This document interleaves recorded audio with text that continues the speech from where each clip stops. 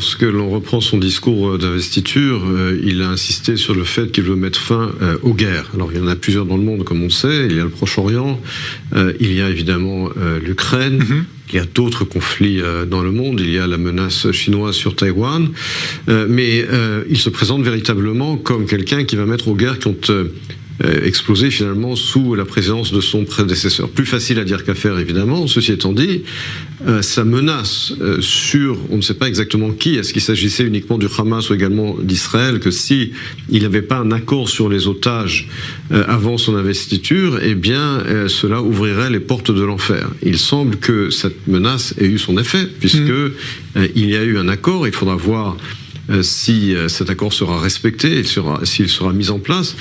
Mais je pense que précisément parce que Trump est imprévisible et que les gens prennent ces menaces au sérieux, il y a cela un avantage. C'est quelqu'un qui a déjà montré sous son premier mandat qu'il était prêt à avoir une approche non orthodoxe à la politique internationale, avec des acquis mais également des échecs. Il n'a pas réussi à signer un accord sur le nucléaire avec la Corée du Nord.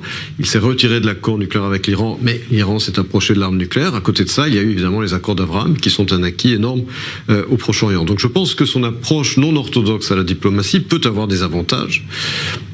Et je pense que son objectif principal aujourd'hui, c'est d'arriver à une normalisation entre l'Arabie Saoudite et Israël, mais cela exigera évidemment que la guerre Iran-Israël qui a commencé le 7 octobre se termine par une victoire israélienne totale, et il n'y aura pas de victoire israélienne totale sans la neutralisation de la République islamique, du régime islamique iranien et de son programme nucléaire.